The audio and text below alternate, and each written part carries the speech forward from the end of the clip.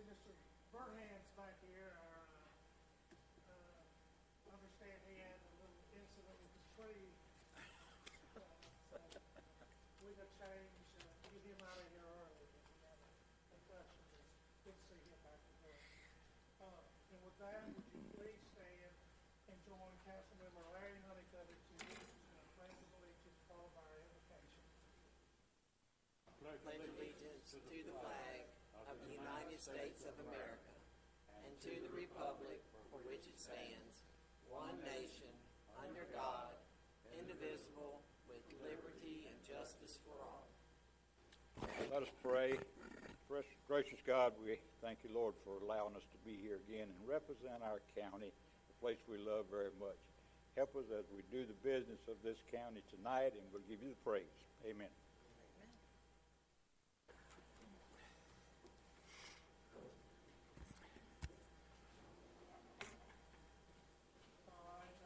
Let's move down to the approval of our agenda. Do I have a motion? Motion to approve. Motion from Mr. McGreal. Do I have a second? Second from Mr. Blackman. Mr. Chairman, I move to amend the agenda to place non-consent items 9F, 9H, and 9K at the start of the non-consent agenda in that order. And I also move to amend the agenda to place one of the legal briefings regarding contractual matters from item 14 to item 6. All right, I have an amendment from Mr. Honeycutt. I have a second. Second. I have a second from Mr. Marsteller. Any discussion? Mr. Chairman, Go ahead. two additional items. Would request that we flip items 5 and 6, have the executive session prior to the special presentation. And also item 9J, which is a rezoning case on Old Hickory Road. Would note for the record that has been withdrawn at the applicant's request, so it will not be heard tonight. Do we need to vote on Mr. Honeycutt's amendment Or, can in the alternative, Mr. Honeycutt could add to his amendment the administrator's request as well, to flip-flop those. You need to say I move that we add the administrator's comments to this motion. second. Okay, now we're ready to vote on the amendment for our agenda. All in favor, raise your right hand. We have unanimous approval of our amendment. Now we're ready to vote on our agenda as amended. All in favor, raise your right hand. We have unanimous approval. So we're going to go into, we move 6 to 5. So do I have a motion to go in executive session? So moved. Motion from Mr. McGreal. Second. And a second for Mr. Carnes. All in favor, raise your right hand. We have unanimous approval. We'll be back in a few minutes.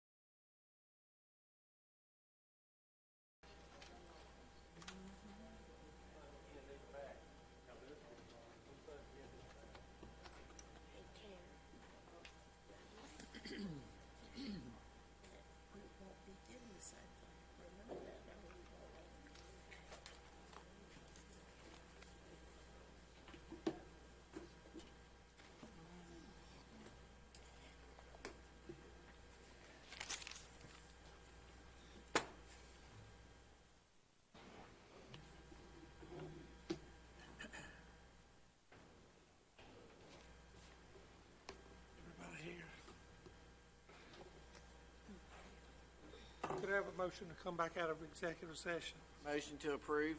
Second. I had a motion for Mr. Carter, second for Ms. McGriff to come out of executive session. All in favor, raise your right hand. And unanimous vote. Executive session, a compensation of personnel matter and a contractual matter were discussed. No votes taken, no decisions made. All right, let's move to our special presentations. Update on the COVID-19 response. Darren Flair, Director of Emergency Management and Fire Services. Good afternoon, members of council. Things have changed a little bit since my last report to you. We were doing a slight decrease in cases at the time. Now we're not decreasing, we're increasing in cases. That may have to do with all the testing that's going on. Just to give you an idea, because you all get the same numbers every day as we're getting these, on the 11th of April, we had 50 active cases. On the 24th of April, we were down to 19 active cases. We thought we were headed in the right direction. On the 1st of June, we were at 32 active cases. On the 8th of June, today, we're at 83 active cases. So you see that we've increased precipitously in that. And in the same time period, we've now had 7 deaths. The 7th death has not shown up on the DHEC website yet, but we have been notified as the county of that 7th death. And I did get the coroner to confirm on it. Using over time. We basically, since the 1st of June, have now had a steady increase each day. Testing does increase. Just for information, MUSC Lancaster Hospital will be doing a drive-through testing set up at Steel Hill AME Zion Church on Wednesday of this week and on Friday of this week. Does not require an appointment. People are able to come in. The National Guard is helping them. They ask us to do a request through emergency management, so the National Guard will be there helping them. The church is actually providing lunch for those workers there. So the bishop had asked that be done, and the hospital was able to do that. And that's the first time we've been able to test up on that end of the county. They've had some in Kershaw, and of course they've been testing here in the city of Lancaster with the appointment test since the very beginning of this whole process. What we're seeing, I think, is a result again of the increased testing. We also have seen the restrictions on the population loosen with the orders that the governor has changed or those orders that he's canceled. And we've also witnessed a good bit of risky behavior by the people at large, particularly on the weekends when it's pretty. People tend to gather in large groups. This is a very, very infectious disease. It's easily caught. The other thing we have that on the 6th of May, we were just under 100 cases at 99, and on the 6th of June, we're at 199 cases. That gives you an idea how quickly things can change. The nursing home, Lancaster Health and Rehabilitation Center, did end up with 27 positive cases. So far, they don't have any more. Some of those are residents. They've got 12 of them that are, and then they've got 15 staff members. Of course, those staff members are at home under quarantine. Thankfully, most of those cases seem to be either asymptomatic or very light symptoms. And that's including the resident population. So hopefully all of them will overcome that. We're over a week now into that process, and hopefully we're going to get good news out of there. They have made requests for PPE, and through emergency management, we're trying to assist them. There is, and it happens to be coincidental, but there's a supply shipment coming from the federal government to the different nursing homes in the state at different times. Their number happened to come up this week, so they should get some needed PPE during that particular period of time. We're continuing to stock PPE for what we believe will be a second wave. I've worked on those resource requests, and a good bit of that equipment's coming in. And as I told you at the last meeting, we're storing that in different warehouse positions so that if we need that and are not able to purchase, as we would normally purchase, we'll be able to slide that in to supplement those normal rates. Mr. Chairman, pending any questions, that would be my report tonight. Go ahead. Dan, when did you say they were doing the testing up at Steel Hill, Amy Zion? On Wednesday of this week and it's going to start at 10 o'clock in the morning, and I think they're going to 3 or 3:30 in the afternoon, then again on Friday the same way.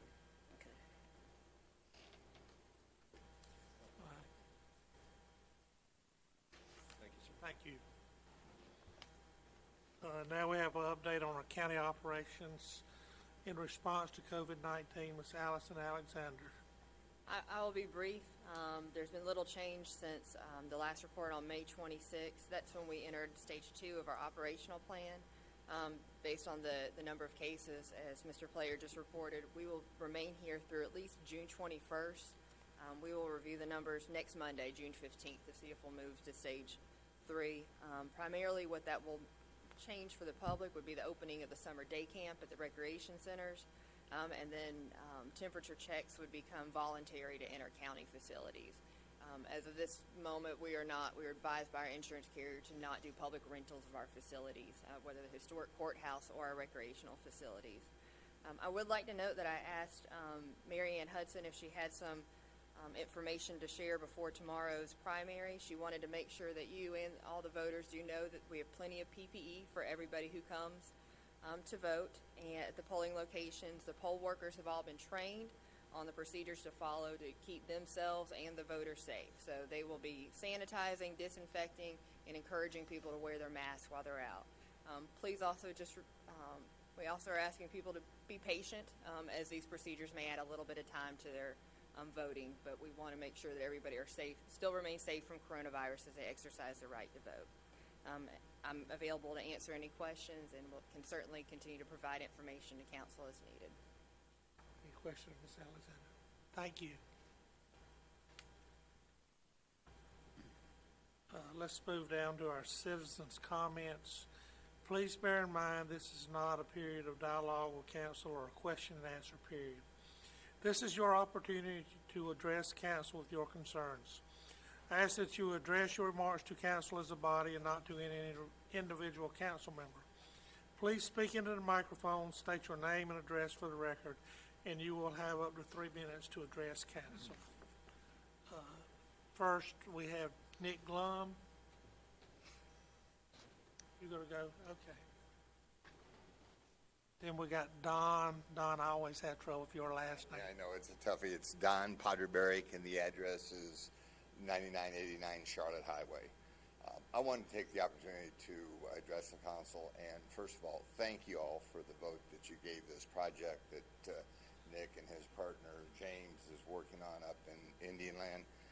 This is a good project for our county. It's going to bring a lot of jobs, a lot of good paying jobs, to bring a lot of income to the county that will be able to be used elsewhere in the county to help the county continue to prosper and grow. And especially at this time, because if you look at the total cost of this project, which is a little different than what came up the last meeting, but you're talking a project that's tens of millions of dollars by the time you put inventory and everything on there. So this has tremendous economic impact, and it'll have economic impact now. And I really, I wanted to say thank you. I appreciate everything that the council's done for me as I've built my businesses, and I think this is a good project, and I'm in favor of it. And I wanted to also clarify, at the last meeting, there was some comments made that were actually incorrect, and I wanted to clarify them. There were some comments made that at the Planning Commission that there was no public support, and that was actually an error. There was public support there. Not only was there other individuals there besides us, in fact, that one of the individuals that was there is in fact here tonight. But there was public support at that, and there also were letters that were sent in, and I just wanted to clarify that. I think that was a slight of an oversight, but I wanted to make sure that you all understood that the public was supportive of it, and then also to conclude that the Planning Commission, after looking at everything and weighing it, they thought this was a good project, and they in fact voted in favor of it. And again, my thanks to you all for looking at this and seeing that this gives that area a great start in a very positive way to set the tone for the kind of development that should come into that area of the county. Ladies and gentlemen, thank you very much. Thank you. Nick Glum? Nick Glum, 2029 Palace Way, Indian Land. Thank you for having me again today. As we discussed a couple weeks ago, we're looking to do the new auto dealership on this property, and we're requesting the rezoning to GB. Last time we talked a little bit about some of the financial benefits for the county. Just wanted to reiterate those a little bit. Again, right off the get-go, we're looking at 30 to 50 new jobs, which would equal about $3.5 million in payroll, and again, $400,000 to $500,000 in tax to the county. Now, that's our first 12 to 16-month projections. As the business develops, when we get into year 2, 3, 4, those numbers will increase. We're looking at more 75 jobs, which increases the payroll to that effect, and then also probably more in line of $600,000 to $650,000 in taxes to the county. And that's just in the first few years. I've been working with Jamie Gilbert a lot, who's in support of the project, and we were discussing that if you would like for the next council, maybe doing the 5-year plan of estimates to show the economic benefit and the growth of the business. So I just wanted to talk a little bit about that. Also, 2 weeks ago, I was asked if the size of what this project would be, and I answered strictly in the cost of the building. But I also wanted to just kind of clarify that when you factor in the cost of the land, the building, developing the land, the grading, and then all the equipment that goes in the facility, this is going to be a $7-8 million project in total. So it is significantly different than how I answered last, so I just wanted to clarify that. Again, me and my partner, we live in Indian Land. My daughters go to the school. His daughter will go to the schools. My wife volunteers at Indian Land Elementary, so we live 3 miles from where this parcel is. So very much it's right in our backyard, so we want what's best for the county because of all of our neighbors, friends, and family as well. So thank you again for having me, and I'm here for any questions you may have. All right, thank you. That concludes our citizens' comments. Wait a minute. Okay, go ahead, Steve, I'm sorry. Yes, sir, we had 2 electronic comments. One just asked to be acknowledged. You should have a copy of this at your place. This is from Charles and Carol Boyd, Henry Harris Road, Indian Land, and this relates to item 9K on your agenda, and they're asking that the rezoning be disapproved for that particular item. Have one other one. Bjorn Hansen asked that we read this, and so we would. This is Bjorn Hansen, 8250 Cool Spring Court, Indian Land, 29707. I served on the 2020 Capital Project Sales Tax Committee and asked that the County Council approve reimposing the capital project sales tax. The process worked well to solicit and evaluate projects, and the committee was able to select a wide range of worthy projects from throughout the county. The jail replacement is a critical project that was selected as the #1 priority. Road maintenance was likewise a high priority for the committee. The committee gave serious thought to all remaining projects, and they each reflect significant community commitment. I thank the many organizations that submitted projects for consideration and hope the voters in November will likewise support this useful program. All right, thank you, Mr. Willis. That concludes our citizens' comments. Let's move down to item number 8, consent agenda. Do I have a motion? Mr. Chair, I move to approve consent agenda items 8A, 8B, 8C, 8D, and 8E. I have a motion for Mr. Moss. Second. Have a second for Mr. Honeycutt. Any discussion? All in favor, raise your right hand. We have unanimous approval. To our non-consent agenda,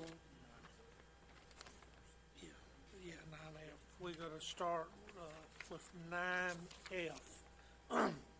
Second reading of ordinance 2020-1667 regarding zoning property owned by NC Investors, LLC. Applicant is GS Property Investments, LLC. Do I have a motion?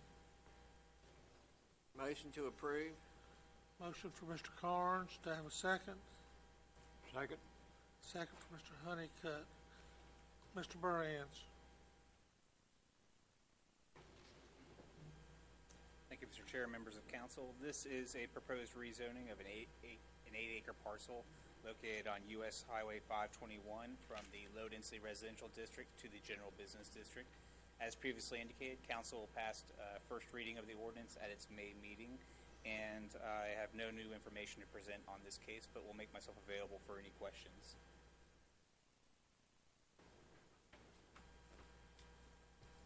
Any questions? Yeah, I got a question, Mr. Chairman. Go ahead, Mr. At the first reading, I made comments about the 521 corridor and the lack of planning and continuity down through there. And this project sounds very good, but I have this concern. I want to know if staff has any advice to give to this council how we are going to control the development. And we all know the developments. I already heard of another big development coming in that area, and we got new schools. Do the staff have any ideas how we will not replicate the mistakes we made in the northern section of the Panhandle? So, Mr. Graham, if you're asking for staff's response to that, I think that at first reading, we did provide a recommendation that we felt that commercial development in this area is inevitable. Didn't have an issue per se with the specific project, as more the timing and the fact that the county did not have adequate plans for that area between Walnut Creek and Van Wyck Road, roughly speaking, and that developing some kind of a master plan for that area to help plan for this, again, major change in land use, infrastructure needs, and transportation improvements. So our answer is that you would plan for that area through a master planning process or something similar. I would add, and I think I mentioned this at first reading, but if I failed to, I think as the applicant indicated at first reading, there are a lot of properties that are being marketed for sale in that area. We have another rezoning coming in, another active rezoning application for a parcel very close to this one, and we feel for commercial zoning, and we feel this will be a trend in that area. Yeah, and the concern is we're rezoning this to general business, and we're setting a precedent, and we don't have conditional zoning in Lancaster County. So the parcel next to it could be general business, and that could be maybe something that's not desirable. I think, and again, to that end, one of the tools that we've talked about this in a variety of contexts, a tool that we do have that can be crafted in a similar manner to conditional zoning is the development agreement process. And the council has used that tool on a variety of projects over the past decade or two. I think where the rub is on a lot of the projects, though, is that you need to have at least 25 acres of highland acreage to develop a development agreement consistent with state statutes. So, for example, this parcel that we're discussing this evening is 8 acres. I believe the one that's already been submitted, just roughly off the top of my head, is only 3 or 4 acres. So that's the challenge, is how to master plan these smaller pieces that don't qualify for a DA. We don't have a comprehensive master plan or small area plan for the area. And so, staff feels some of the same angst that you do, which is why we landed on our recommendation. That's how we got there. I know we're talking about some pretty big dollars in their investment, and it seems to me that this project is a prime candidate for a development agreement. So we know that they're going to do what they say they're going to do, and they know what the council's going to do what it says they're going to do. So that's my 5 cents worth. All right, thank you. Any more comments?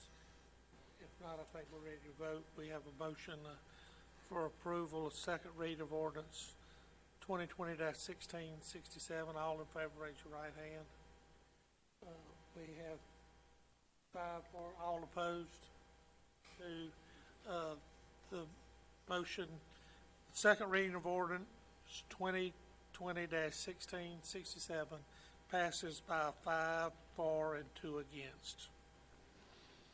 Okay, let's move down to 9H, first reading of ordinance 2020-1669 regarding amendment to the comprehensive plan. Do I have a motion? So moved. Motion from Mr. Blackman. Second. Second from Mr. Graham. Mr. Burhans. Yes, thank you, Mr. Chair, members of council. This evening, we're here to present to you an update to our comprehensive plan. And so this plan was originally adopted not too long ago in 2014 and established a 10-year vision for the community. It was prepared consistent with the South Carolina Planning and Enabling Act of 1994, which establishes processes and standards for developing these plans. And one of those standards is requiring a 5-year review process of the plan, making sure that trends haven't changed or conditions haven't changed, warranting any kind of an update. So the Planning Commission had reviewed this in 2019, and with staff consultation, we came up with some demographic updates to make to the plan. It's very modest nature, a lot of just updating facts and figures, which have been included in your packet. These updates, because of their modest nature, were prepared by staff and prepared in kind of a technical appendice manner. The Planning Commission did review this at their April meeting, where they unanimously recommended approval of the amendments. And part of the rationale for why it was unanimous approval is that the fact that we've discussed that the county really needs a new comprehensive plan to address certainly the areas that we just talked about, some of the areas we forecast growth to occur, but we don't have really firm plans for, but also developing maybe alternative visions for our more rural communities. And so having visions that match the character and desires for specific areas of the community. And so we don't feel like this update is necessarily going to replace a rewrite of the comprehensive plan. It's just sort of trying to stay in the boundaries of state law with the 5-year review process. So you will see us coming before you in the next, assuming the funding is approved, in the next fiscal year with the development of a new comprehensive plan, because we feel it's greatly needed in such a growing area of our community. I'll make myself available for any questions. Any questions? I just have one. Mr. Burhands, the building permits, you've got the residential, new construction, new mobile home, and multifamily. Is multifamily a duplex? Yes, a multifamily would fall under duplex. Should that not be broken out into, if there's 4 duplexes, that's not nearly as invasive as 4 huge multifamily apartment complexes. Should we not divide that out just a little bit? We can't break it up. I mean, in most cases, like for example, like a townhome would pop up under a multifamily, but you have an individual permit for each unit or home, if you will. Multi-family apartments are done on a building by building basis versus an entire project. We can't break it out if it's helpful to see like that level of detail that comes, because a duplex would be permitted. It'd be one building with up to 2 units, and it would be just one permit for that building. Well, I'm just, Mrs. Alexander had asked us, and I don't know how the other council members responded, but, what was our flavor for more apartments and things of that nature in our county being permitted? And my answer is we need to be cautious. And if I'm looking at data, I really need more data to know how to be cautious or not to be cautious. If we just did 4 duplexes, and now we're looking at maybe bringing in an apartment complex, that might not be quite as egregious as if we had 4 major apartments and we're bringing in a 5th one. I will say we don't see a whole lot of duplexes. It's not a building type that really is in fashion. But we just approved duplexes not too long ago as a council. We did, but the maximum utilization was going to be like 12 units, or maybe not even 12, maybe closer to 8 or 9, versus the Mason Apartments, which is going to have several hundred units. So when we quote in the administrator's report, where we quote, hey, this is what we're seeing in the pipeline with multifamily that's going to be coming online in the next year or so. Those are multifamily apartments, garden style buildings, multiple hundreds of units on a given site. So if we were to go in and grab duplexes and also go in and grab townhomes into that, the number would be much larger. Those numbers we're quoting you are just what people in their minds think of traditional multifamily. Do you understand what I'm saying, though? If we're going to make decisions, we'd need to know the detail. We can. we'd be happy to do that. So we're actually, and just to piggyback on it in probably better, in greater detail than what's represented in this comprehensive plan update is, we've talked about the data update. I think I followed up on email. We've been doing this data inventory of the development status of projects in the Panhandle community, and to be able to report back, okay, here are subdivisions, here's what's been built out in each of them, so you have an idea of what's in the pipeline or what's in our inventory, if you will, when considering, well, should this new subdivision be approved if we've already got X number of lots that haven't been utilized, right? And so, kind of with that, we can present a multifamily component with that. That'll be in fairly great detail. Again, it's easier to report that data because we're talking about projects, but we can include that together so you have a comprehensive picture of what the housing stock looks like in the growing area of our community. Thank you. Welcome. Thank you. Any more questions? No, just a comment. I think that information on the build-out and the housing projects that are complete or to be completed will be very, very useful. Absolutely, and so we understand the importance of it, and it's something that we intend to also continuously update. Okay.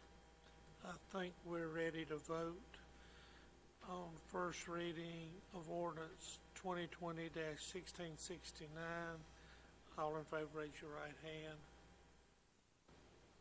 We have unanimous approval of first reading of ordinance 2020-1669. Let's move down to, I think it's 9K. First reading of ordinance 2020-1672 regarding rezoning property owned by Robbie Steve from RN to RUB. Do I have a motion? Motion to approve. Motion for Mr. Carnes. Do I have a second? Second. Second for Ms. McGriff. Okay. Mr. Burhans. Yes, thank you. This is a proposed request to rezone an approximate 2-acre parcel of land from the rural neighborhood district to the rural business district. It's located on the west side of Henry Harris Road, about 800 feet south of Stacy Howie Road, in the northern Panhandle area of our community.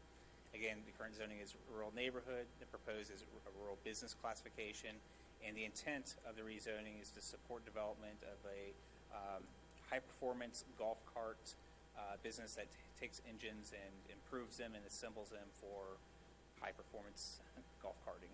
So I think the applicant's here that can speak more to that. And the applicant is Robbie Steen.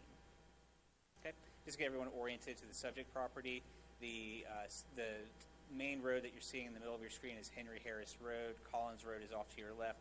Stacy Howie is straight just north if you keep going on a straight line on Henry Harris. And so the subject property is on the left-hand side, and what they'll be doing is carving off a 2-acre piece on the larger parcel on the left-hand side, just above where the existing building is, to construct the building used to assemble these high-performance golf cart engines. And as you'll see, with the zoning in the area is entirely rural neighborhood or low-density residential, with very low, with no commercial within the immediate area. Okay, this just shows you a proposed subdivision map, and again, just the lower section, you can see the footprint of the existing building, and it just represents how they're going to carve off roughly 2 acres of land to create this new facility. Okay. Just to get everyone oriented with location photos. On the left, we're looking directly at the property. It's an existing driveway serving the residents that they will also take access from. On the right, you're looking north on Henry Harris with the Stacy Howie turnoff just ahead. And again, looking southward in the left-hand photo, again, that's the existing residence that's on the property. And on the right side, you're looking southeast across Henry Harris, largely just another rural residential property. Can we go back one slide real quick? Yes, sir. So looking west, there's that driveway. Yes, sir. This 2 acres would be to the right of that driveway? Yes, sir. That is correct. Okay. Yeah, it's, I think it's forested with the pine trees if you've been out in that area. So talk about kind of general findings in the comprehensive plan. So one, in analyzing this request, what we found is that really the subject property is surrounded by rural neighborhood and low-density residential properties. Really, virtually all the properties along Henry Harris Road are zoned residential. There's a few institutionally zoned properties further southward. In terms of the closest non-residential districts is roughly 4,000 feet away on U.S. Highway 521. The nearest rural business district is roughly 10 miles away. We feel that an approval of this rezoning would constitute a spot zoning and could also spur other commercial rezonings in the future in this area. In terms of the comprehensive plan, they classify this as a neighborhood mixed-use area with a walkable neighborhood place type. We feel that the rural business district, not only commercial, any commercial district, but the rural business district is really more suited in the rural areas of the community, and really we don't see a place for commercial uses or zones in this particular location, given the fact that it's predominantly a rural residential area. We feel that the area long-term will probably suburbanize like much of our other sections of the Indian Land Panhandle community. And this could definitely create not only a spot zoning issue, but also, again, could generate other rezoning requests in the area that may not be appropriate given the character and the conditions of the environment. Okay, so in terms of citizen feedback, we have heard from 4 citizens on this request. Their feedback was provided via email, and 3 of them are included in your packet. I believe Ms. Simpson has passed out a 4th email that was received after the packets went out. The concern side were what you'd expect with compatibility concerns, traffic, noise, lighting, and just the residential kind of character of the area, and commercial that's not being appropriate. In terms of the Planning Commission's review, they reviewed at their May 2020 meeting. There are no comments at the meeting beyond what was provided in advance.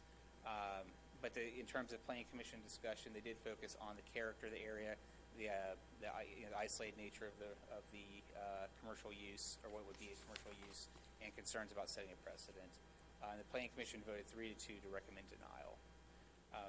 That's the conclusion of my presentation, and I'll certainly make myself available for any questions. Chair, I got one. Rox, on the previous slide, it showed an existing building that's already there. Is that a business that's already on the property? No, sir. I believe that's just sort of like, to my understanding, it's kind of like a hobby building for the owner. Okay. This building, is that going to be part of the business? Or no, sir. As I understand it, that everything will be built for the business. That building will not be on the property that's rezoned. That will stay low-density residential zoning. Okay.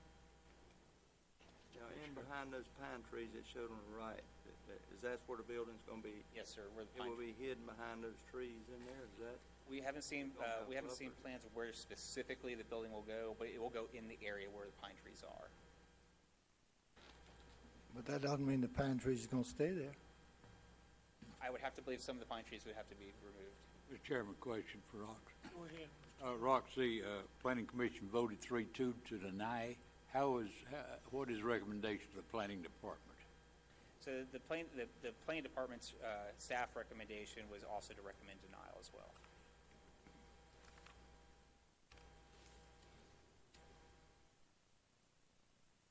Any comments? This is in my district. I have heard from a couple other people that didn't send comments in. Their major concern was that they were not as much concerned about what the Steens wanted to do. It was what would happen if they decided somewhere down the road to sell it to somebody that wanted to have a higher intensity use. They're basically, I think there's 4 employees in the business. It's the 2 brothers and one of the brothers' sons all work there. Their father started the business back probably 45, 50 years ago, and it's over up in the Camp Cox area, and he has dementia now, and they're trying to sell the property to help fund his needs. They can't expand on that piece of property because they were grandfathered in when the UDO was last rewritten, so I've talked to them on a number of occasions, or they've talked to me about it, and I said, you need to talk to the planning department, find out what best, and I think this was a recommendation that the best chance they would have would be this, instead of trying to go to a general business or something else like that. All right. Any more questions? All right. Thank you, Rox. Yes, sir, thank you. Okay, we got a motion on the table for ordinance 2020-1672 for approval. All in favor, raise your right hand. All opposed?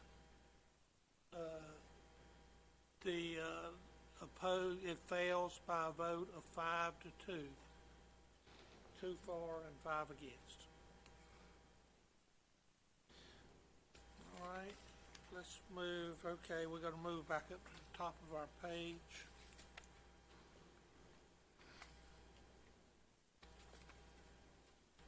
We'll go to 9A,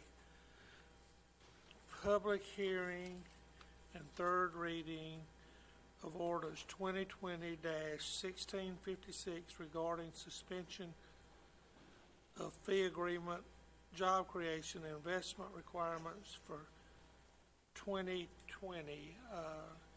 Mr. Gilbert.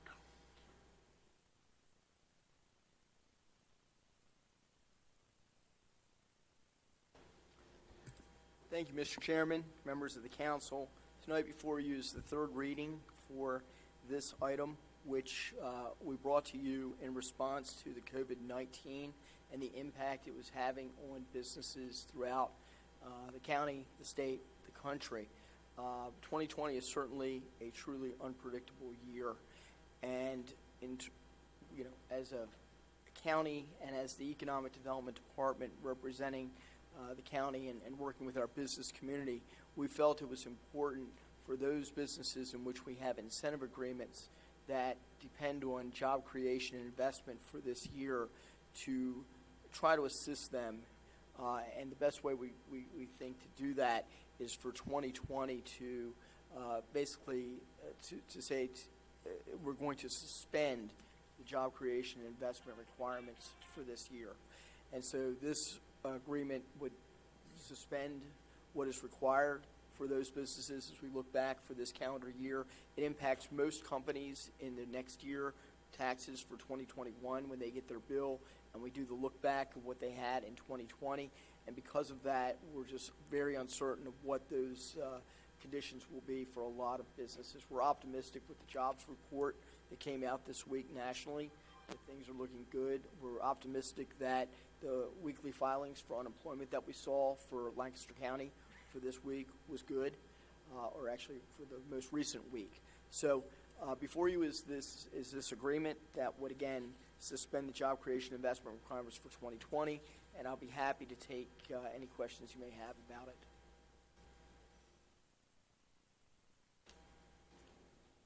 Thank you, Mr. Gilbert. Thank Any you. questions, Jamie? Okay, hearing none. We have a public hearing on this. Mr. Willis? Mr. Chairman, for the record, nobody signed up for the public hearing. So we will close our public hearing, and I'm looking for a motion to bring this matter to the floor. Motion to approve. Second. Have a motion from Mr. Graham, a second from Mr. Carnes. Any further discussion? All in favor, raise your right hand. We have unanimous approval. For third reading of ordinance 2020-1656.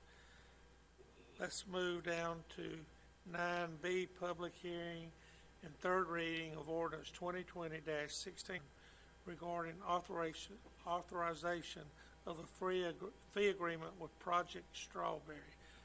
Report from Mr. Gilbert. Great. Thank you, Mr. Chairman, members of the council. It is with great enthusiasm and excitement tonight that I bring third reading to the council for Project Strawberry, and am able to reveal who the company actually is, and you have this in the documents in front of you. Project Strawberry is McClancy Seasonings. located in Indian Land.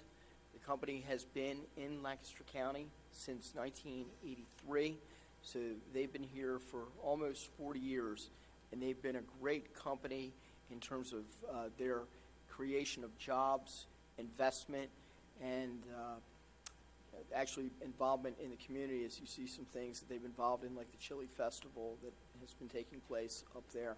So we're very excited. It's been a long time coming for this project.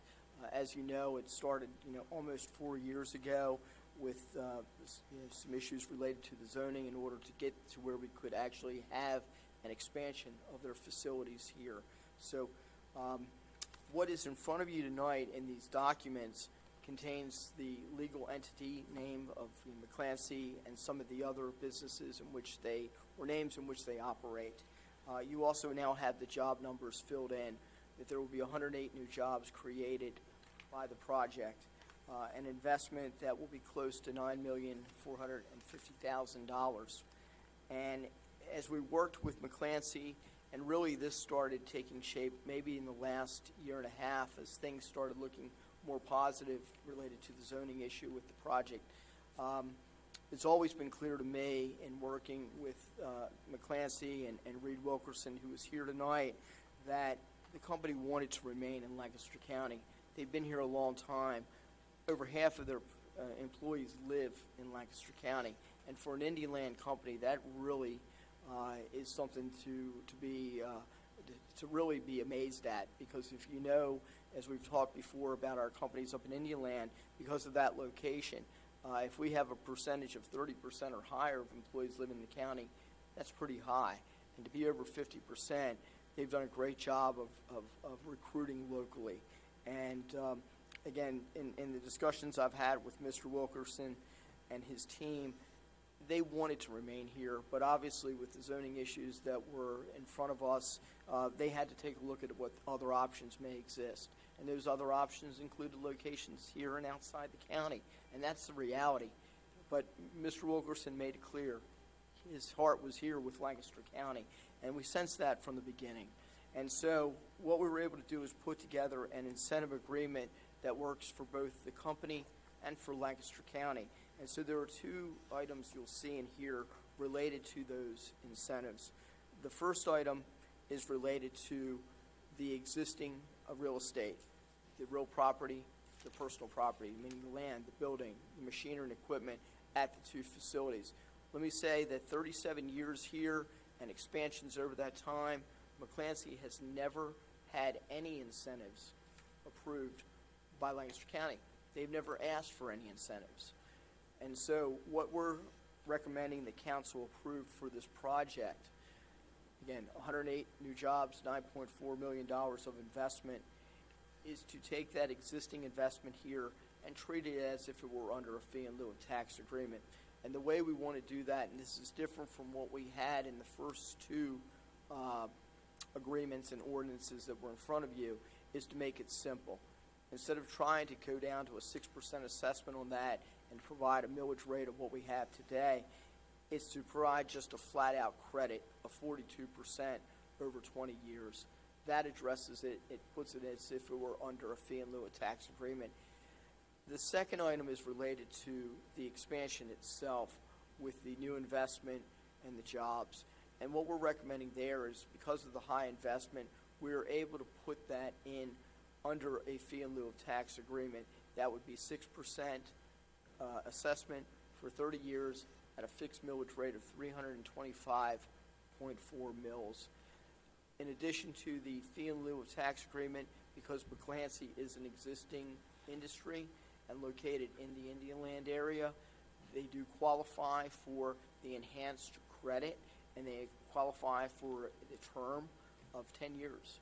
And so what we are recommending is an SSRC at 58% for 10 years for the new investment. So it's a two-pronged approach, treating the existing investment and treating the new investment with the FILO and then the SSRCs. I have Mr. Wilkerson here, and I don't know if he'd like to make some comments, but Ray, do you want to say anything?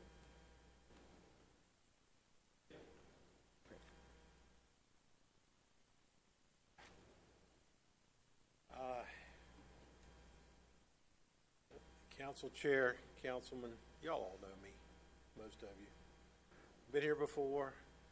Just want to say, I thought about a Grateful Dead album I listened to the other night. It's called What a Long, Strange Trip It's Been. I get a few minutes now to talk to you. Thankfully, there aren't 100 people behind me that get 3 minutes also. It has been a long time working on this. I appreciate all of your consideration. I appreciate everything y'all have done. I do want to stay here in Lancaster County. We've been here since 1984. We've employed a lot of people. We have a lot of people working for us and a lot of families and a lot of good people. We really do. I appreciate that you consider this. I just appreciate what's going on tonight and your consideration, and that's it, guys. Thank you. Thank you, Mr. Wilkes. So with that, I'll be happy to take any questions you have about the agreement, the project, and I would appreciate your support for this. We always say existing industry is our top priority, and Clancy is one of our most long-standing operating businesses here in the county. And so we appreciate all the hard work that's gone into this by the different players. I will note for y'all's consideration on third reading that the amended ordinance documents fill a lot of the blanks and, of course, identify the sponsor by their company name. Same thing with the SSRC and PLO agreements.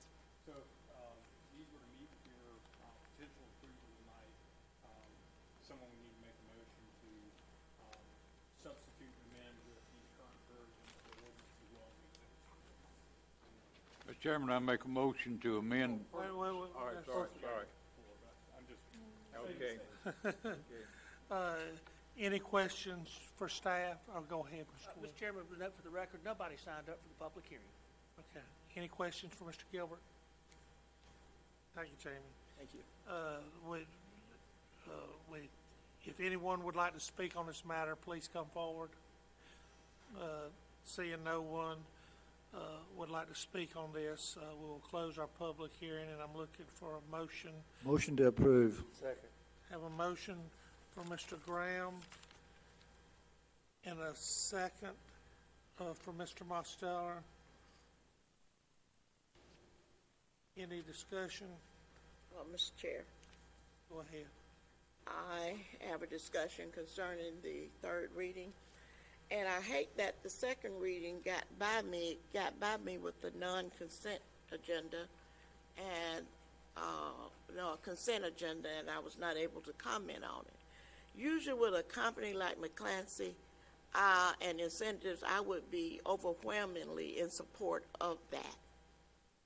But because of the negotiation techniques that was used to receive these incentives, I'm going to have to vote against it. And I guess that's all I'm going to say at this time. All right.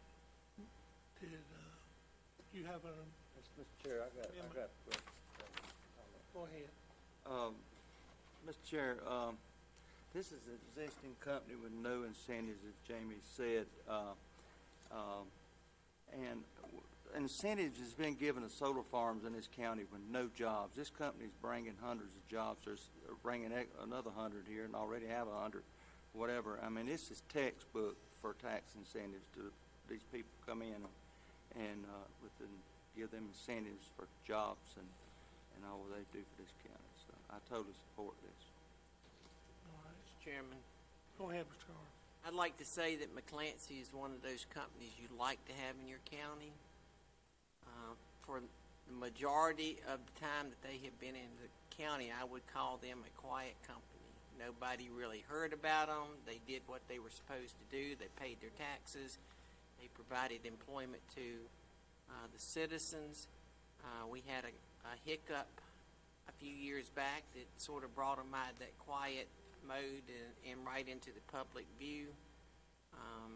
We've had some bumpy rides on that. We've worked it through, and I am very proud to be able to support these incentives for them as a outstanding Indian Land company that hires local people as much as they can. And I know that I know a lot of people that work for McClancy's, and they are a good employer. Anybody else? I too agree with Mr. Carnes, Mr. Mosteller. None of these economic development deals are simple, and this one has been going on for several years because of the rezoning that took place, and as long as I can remember, they had been there for years. I did not know what McClancy did, and I don't know how many employees this will bring him to. How many will this be now, Mr. Wilkerson? What will you be up to? With our temporary, probably 350 employees. So I support this ordinance in this edition. Any more? Okay, do we have enough? Go ahead. Mr. Chairman, I make a motion to amend the ordinance to substitute final versions of the exhibit documents which insert the project sponsor's identity in place of the code name, as well as completion of some of the blank fields in the code name versions of the documents. Second. Okay, we have what would that be, a substitute motion? We'll just motion to amend. And just to clarify, Mr. Huntington, is your intention to amend the ordinance as well with its changes? That's correct. So we have an amendment from Mr. Honeycutt and a second from Mr. Carnes. Discussion? Any more discussion on this matter? I think we're ready to vote on the amendment. All in favor of the amendment, raise your right hand. We have 7 for. We have unanimous approval of our amendment. Now we're ready to vote on ordinance 2020-1661 as amended. All in favor, raise your right hand. All opposed. We have the ordinance passes 6 for and 1 opposed. So let's move down to 9B, public hearing and third reading of ordinance 2020-1662. Wait a minute. Yeah, 1662 to delay property tax reassessment. Mr. Willis or Mr. Carnes, go ahead. Mr. Chairman, members of the council, Mr. Carnes is down in the office if you need him, but there is no He's change. behind you over there. Oh, not again. Would note there is no change from second reading. Basically, this ordinance would delay property tax reassessment from the tax bills that would go out this October until next October. Anything beyond that, I'll defer to Brad. Yes, sir. Good evening, council people. Again, this ordinance is just to delay implementation as a way to ease any concern that citizens may have with all the economic impact that we've had. It's not throwing something else on their plate that they've got to handle this year. It's also good for taxpayers and us because reassessment is a year of heavy interaction between our office, our department, and the taxpayers. But answering their concerns, calls, having meetings with them, having to go visit properties. So it's a win-win for both. Appreciate your support. If you have any questions, be happy to answer those for you. One question. So, Mr. Carnes, approximately when will you start the reassessment process? So the reassessment process has already started. We started back in 2019. The values that we will implement in 2021, they will be based in 2019. So the process is already started, already almost been completed. We're just delaying changing the numbers. When will you change the numbers? So we will change the numbers 2021. So you'll see the new numbers like in April, May when we start submitting budget reports to finance and to administration. And then we will send out notices to taxpayers. Usually it's like July 1st of 2021. They'll get their new notice of value. Any more questions for staff? Thank you. Mr. Chairman, we'll note for the record, nobody signed up for the public hearing. Would anyone like to speak on this matter? Seeing no one would like to speak, we'll close our public hearing, and I'm looking for a motion to bring this matter to the floor. So moved. Second. Have a motion from Ms. McGriff, a second from Mr. Carnes. Any discussion? I think we're ready to vote on third reading of ordinance 2020-1662. All in favor, raise your right hand. We have unanimous approval. Let's move down to 9D, public hearing and second reading of ordinance 2020-1664 regarding amending the fiscal year 2019-2020 budget. Do I have, let's see, a report from staff? Mr. Chairman, would note, Kim is here. This makes two changes. One is for the self-contained breathing apparatus. The other is for the capital project sales tax funds for the library. Kim, do you want any comments on that? Both of these have been previously approved by council. Yes, that's the only comment I was going to make, and no changes to it on first reading. And would note for the record, nobody signed up for the public hearing. Okay, would anyone like to speak on our budget? Seeing no one was here to speak, we'll close our public hearing, and I'm looking for a motion. So move. Second. Got a motion from Mr. Blackman and a second from Ms. McGriff.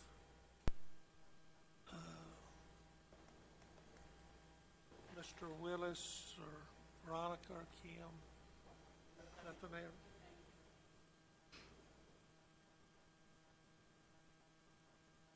All right, discussion.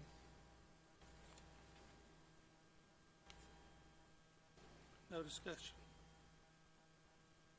All right, we're ready to vote. All in favor, raise your right hand. We have unanimous approval. Let's move down to,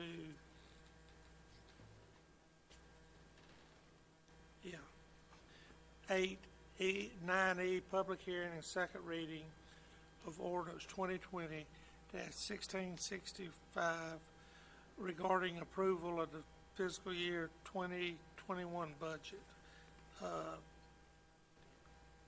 This will be, Mr. Willis, go ahead. Yes, sir. I'll have some introductory comments and then turn it over to Veronica and Kim. This is second reading of the ordinance to adopt a budget starting July 1. And there are some changes included in this version that we do need to note for the record. Kim will cover these in detail, but we do have some stormwater changes. Previously voted at the last meeting for Black Horse Run, and also inventory and assessment of some of our legacy infrastructure within the stormwater.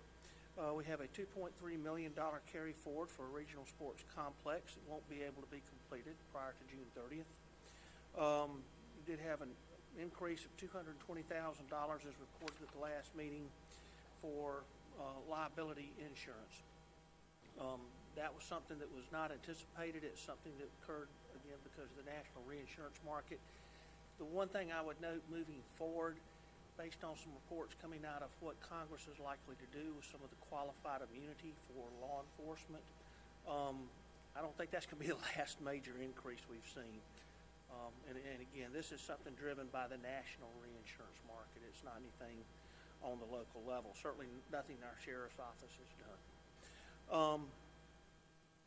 Would note that the administration committee made a favorable recommendation for an EMS data manager, and that is included in the version in front of you. Kim will cover that. Did have a request to look at increasing pay for the recycling site attendance. That's currently not in here. The committee had previously discussed $1 per hour increase for the site attendance. That would cost roughly $65,700. We can offset about half of that with cost savings from the family court. Clerk of Court Jeff Hammond had a position that not going to reauthorize for the coming year. There had also been some discussions about some other salary adjustments, and there may be motions forthcoming to amend the budget, and council already has the information on those particular ones. Would note at this time the budget remains balanced with no millage increase. We do have the debt service millage available for you this time, and Kim will cover that. It's 7.6 mils. Would also finally note that normally we bring local option sales tax credit factor to you about this time. Given the uncertainty of what's happening in the retail market, at this point in time, our tax analyst is not comfortable making a projection on local option sales tax credit factor. Our plan is to bring that to you in the month of August. We have to set that prior to the tax bills going out because that's the amount that goes into offsetting some of the property tax bills. But it won't be coming to you now as normal. By August, we think hopefully things will have calmed down a little bit out there in the marketplace and we can get a better handle of how that's going. As always, for the technical details, I would turn it over to Veronica and Kim, who know far more about that budget than I ever will. All right, go ahead. Steve kind of summarized the changes that were made. They're also in the agenda item summary. As he stated, the debt service millage certification, which I think I stated at first reading, but it wasn't actually in the ordinance yet, is at 7.6 mils. That is actually a decrease. It was at 11.25 mils in the current year. And then, of course, we made the changes that council voted to make at first reading for the Stormwater Fund, as well as carrying forward the $2.3 million. Just to make it clear to everyone, the $2,000 that was mentioned at first reading that was changed within the detail of the budget for the property and liability insurance was not actually an increase to the budget. That was funded through savings due to deferring the cost of living adjustments for employees into the second half of the fiscal year. And then, as Steve stated, I went ahead and made the change that the admin committee voted favorably on last Tuesday, just so that y'all would have it. Again, that did not impact the bottom line of the budget because that was funded via savings due to deferring the cost of living. So other than that, I don't have any changes if y'all, or any changes to discuss. So if y'all want to ask me questions, I'm here. Questions? Go ahead, Ms. Willis. If I could, before we get into the questions, would note for the record, nobody signed up for the public hearing. Okay. Staff? Okay. We'll move down to our public hearing. Since no one signed up, would anyone like to speak? So I'll move to close the public hearing, and we will look for a motion to bring this matter to the floor. Motion to approve. Second. Have a motion for Mr. Carnes, second for Mr. Mosteller. Discussion. Mr. Chairman, I'd like to make an amendment to the budget this time. I move to amend the budget to add an investigator position to the Lancaster County Sheriff's Office at a Band 9 pay grade with associated benefits. I also move to amend the budget to increase the following positions to the minimum suggested pay for their pay grades as approved last year. Those positions would be the EMS Director, the Fire Rescue Director, and the Public Safety Communications Director. I would also like to move to amend the budget ordinance to increase the pay of our convenience workers by $1 per hour. Second. Well, I guess I also need to make an amendment to add the data manager position to EMS also. Now, Mr. Carnes. Second. All right, we have an amendment for Mr. Blackman and a second for Mr. Carnes. Discussion. Mr. Chair, I would like to clarify to the citizens and the people watching that there were no millage increase from this. Correct, Mr. Yes, sir. what the amendments would be funded for unless the council directs otherwise, because y'all have been very clear from day one, you do not want to look at a millage increase, is this would come from the savings from deferring the cost of living. I don't have the figures directly in front of me, but at this point, we had previously discussed potentially looking at a cost of living adjustment, revisiting that issue with council in January. With these changes, there's no money to come back and talk to you in January about. Thank you. Unless, of course, we have carry forward from this current budget we're in. There could be, we won't know that till the audit, but yes, sir. So we can still come back in January and look at it. Depending on what the audit shows, potentially, Well, we still can, but if it's council's desire, we can still come back and look at it. We can definitely look at the budget, and make a decision at that time, Council can look at it any time for any reason, any purpose. I would note that one of the things that, looking at the carry forward, as the budget grows, that's a lot of what the finance department is looking at using for, to make sure we stay with that 28 to 33%.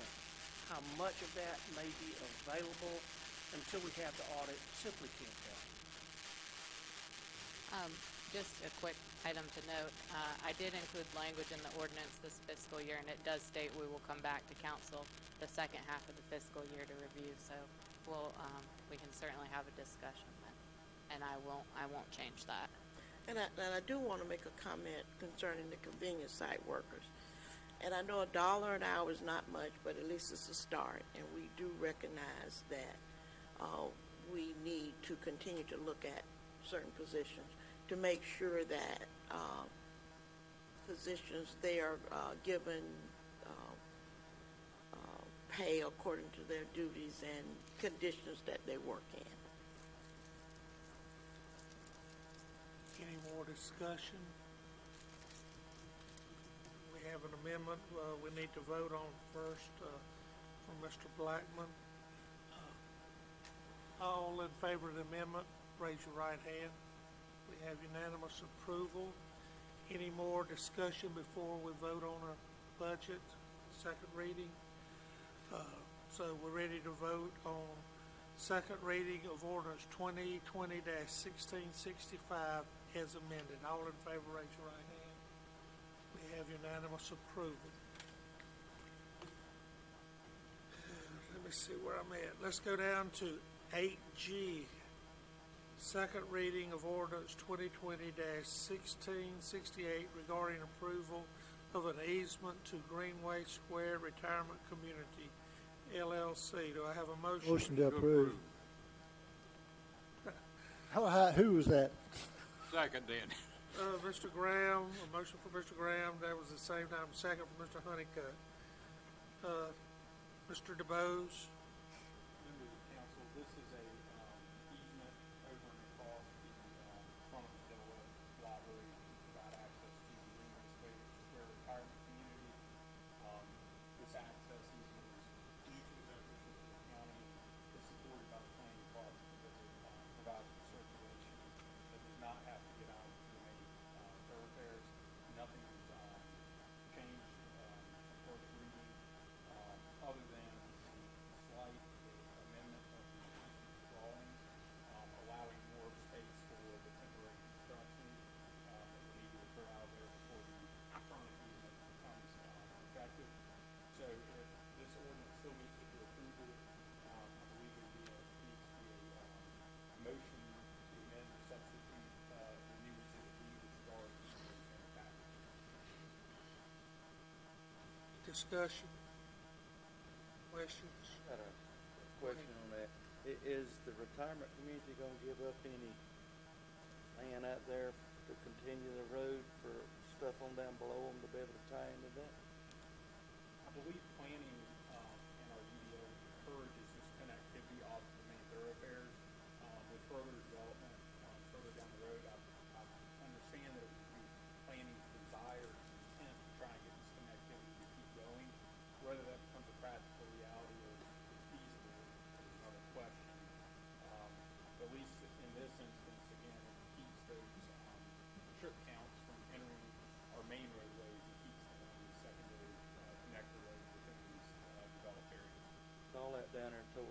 practice place and all that's gonna develop, and, you know, if they could just have a road that they could run, and everybody could come up through there, and not have to get back on 521. Yeah, that was a big point when we were rezoning that track. We wanted that connectivity between businesses on 521, so we don't have all these curb cuts. Again, this is in furtherance of those connectivity goals and keeping people off our main road. I think some of the initial discussions on that was there was connectivity, but it would not be like in a straight line because you've got a church that's between those two pieces of property, so it would have to go around and come back and loop back in. That is correct. Yeah, there is a church between those two parcels. Now, again, I will note that exhibit B attached to the proposed easement, exhibit to the ordinance, has been slightly amended to allow for more space for temporary construction. So again, if this is approved, we need a motion to amend substitute B. Mr. Chairman, I make a motion that we substitute the new Exhibit D to replace the existing Exhibit D. Do I have a motion for Mr. Carn to amend? Do I have a second? Second for Mr. Blackman. Any discussion? Let's vote on our amendment. All in favor of amendment for substituting? We have unanimous approval. So we're ready to vote on ordinance 2020-1668 as amended. All in favor, raise your right hand. We have unanimous approval. Let's move down to, I think I'm right, 9I. First reading of ordinance 2020-1670 regarding amending the county code related to the operations of the Lancaster County Animal Control Department. Do I have a motion? Motion to approve. Second. Motion from Mr. Carr, second from Ms. McGriff. Mr. DeBose. Members of council, this proposed amendment to the county animal control department. Novice agenda. And Double tap to open. Listen. Sorry about that. and materials within that ordinance. And basically the genesis of Sheriff Bell and its hospital, they are looking to expand some of their intergovernmental agreements with municipalities so that they can enforce county ordinances within our municipalities. In connection with that, we undertook a comprehensive look at the existing code and involved our shelter in modernizing it and updating it. You can see within the agenda item summary that has proposed amendments regarding hunting dogs, assistance dogs, working dogs, impoundment and eviction procedures, et cetera, et cetera. It also explicitly states that the goal of the animal shelter is to prioritize adoption. That has always been the case in practice, but it just explicitly states within the document. And again, there are many strike-through revisions and deletions, but the points within the agenda item summary are a pretty fair summary of those. So again, this allows the sheriff to begin enforcing by intergovernmental agreement the ordinance within the cities and makes that process just a little more explicit than it used to be. Any questions? I'm here to answer them. 7:52 p.m. Two notices. Is that a motion to adjourn? I don't know what. Are you trying to get us out of here, Mr. Honeycutt? I'm ready. Oh, gosh. All right, let me get my train of thoughts. Any discussion? Mr. Chairman, I would note for the record that the Public Safety Committee members were able to, had this ordinance emailed to them earlier and had a chance to review it. I didn't get any comment back, but I'd like like to note that we would have met tomorrow, but we're not meeting tomorrow because we only have one item on the agenda and it could wait. All right, so, we have a motion for approval of ordinance, first reading of ordinance 2020-1670. All in favor, raise your right hand. We have unanimous approval.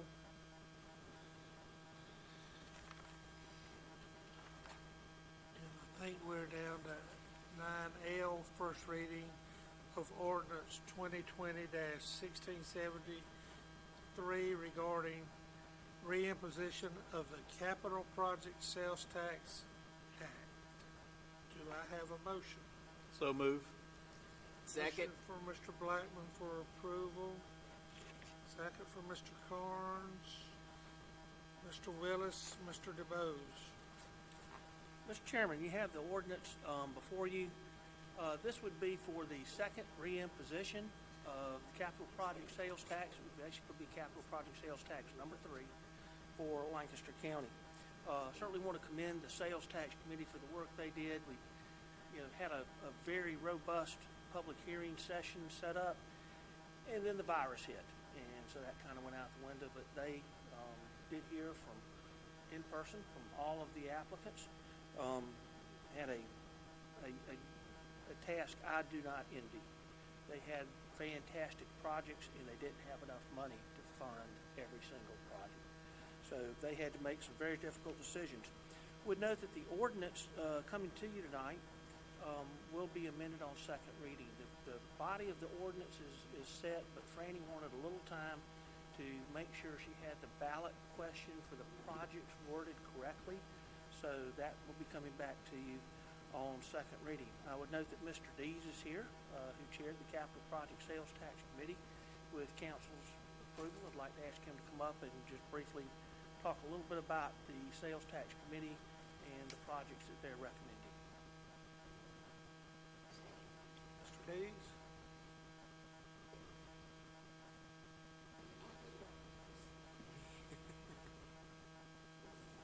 Did you get a hernia carrying that around? Yes, ma'am. Good afternoon, Mr. Chairman, members of council, and staff. My name is Charles Dees. I address 414 South Potter Road, Lancaster 29720. I'm here this afternoon at Mr. Willis's request to act as a member of, which I was, the Capital Project Sales Tax Commission. I won't spend a whole lot of time trying to explain what has happened. You can see what it began.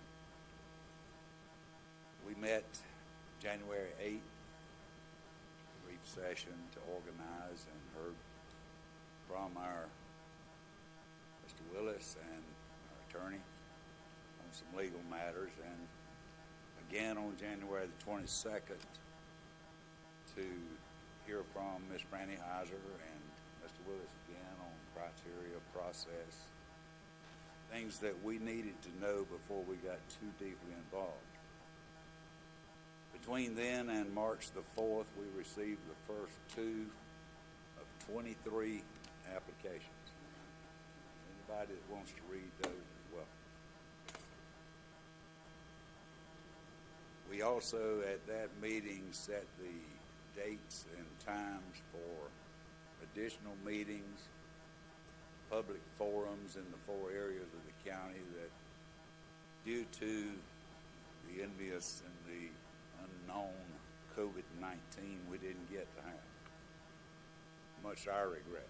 We were looking forward to that. The next meeting that was possible after the governor let us and Mr. Willis let us back in the building was on May the 27th. We heard 15 presentations, which brought the presentations to a total of 17 out of a total of 23 applications. The other 6 were either withdrawn or did not meet the criteria to be funded by a capital project sales tax by state law.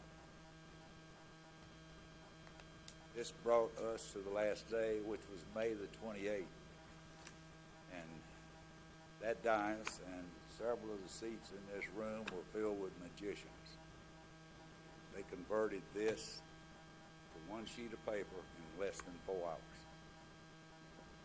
So you have a copy of that sheet in your package, I think. And if you will give me a few minutes, we'll review it quickly.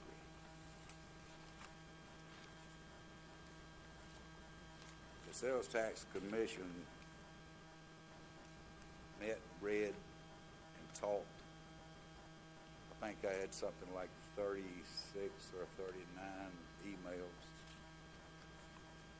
After the 28th discussion,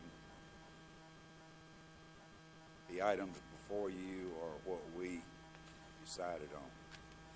Lancaster County Sheriff's Office Detention Center, including the magistrate's facility. They requested $47,246,120. This, of course, is going to have to be scattered out over more than one, and we hope we get the voters to approve not only sales tax 3, but sales tax 4. The committee approved $30,133,800 for the land acquisition, construction, furnishing of the new Lancaster County Detention Center and Magistrate's Office. And of course, this is, with this dollar figure, a portion of the total cost. That you would have to talk to Mr. DeBose and Ms. Franny Hauser about the manner that it's going to be financed. I am not a financial expert. I did read the document Ms. Franny Hauser gave us there. From that point on, everything on this list goes to PAYGO. It'll be done in the order that's on the list as the funds are available to do it. The first item was roads rehabilitation and resurfacing within Lancaster County.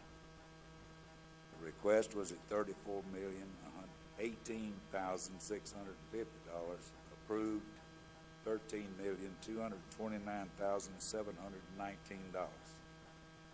These are roads that will be rehabilitated along with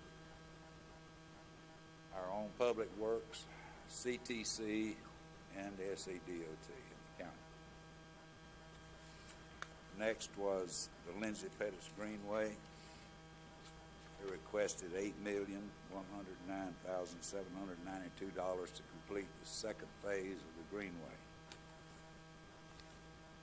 The commission approved $1,500,000 to go to that work. Fourth item was the Lancaster County EMS Station 7 in East Springs to replace the older mobile home that we have down there. The property belonging to the county, the request was at $1.8 million, and that was approved in full. Lancaster County McWhirter Field Airport, the new hangar, and the request was for the new hangar and a new terminal at $2.4 million. The commission approved $900,000 as a portion of the construction for the hangar only. Lancaster County EMS Station 10 on Van Wyck Road. Again, property owned by the county that was donated by a developer. The request was at $1.8 million, and that request was approved in full. Number 7, the University of South Carolina Lancaster Health Education Facility. Their request was at $1 million to get them cranked up on a new nursing school of some kind, and that request was approved in full. The City of Lancaster, Gay Street Commons, the request is at $1.5 million, and this was the streetscape improvements with sidewalks and road improvements at the intersection of Main and Gay. Their request was at $1.5 million, and that was approved in full. Town of Kershaw, requested $1 million to renovate the second floor of the old bank building to accommodate offices or other types of areas for the new school that's going to be downstairs. The request was at $1 million, and that was approved in full. Lancaster County and RFATS requested $9,660,000 to widen a proportion of 521. The widening of that portion of 521 from 4 lanes to 6, from Marvin Road to the North Carolina state line, which is approximately 1.4 million miles in that area. That was approved by the commission with some debate. Take care. The University of South Carolina, Lancaster Highway 9 pedestrian connections, their request was for $1 million to make that pedestrian crossings more safe there. That was approved in full, $1 million. The Town of Van Wyck Community Park improvements, their request was at $647,640, and that was approved in full. Lancaster County Walnut Creek Park soccer field improvements, excuse me.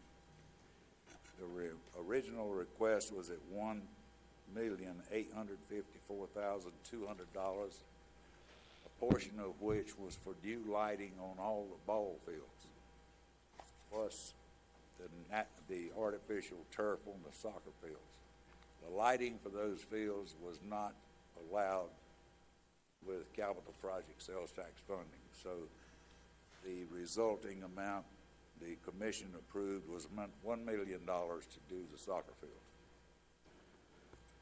The last item was the Council on the Aging, the Indian Land Senior Center. Their request was at $2,921,117 to purchase land and construct a new senior center building in the Indian Land area to expand Council on the Aging programming, and that funding was approved in full. It brought the total funding approved $68,092,276. And I'll try to answer any questions you might have. Who wants to go first?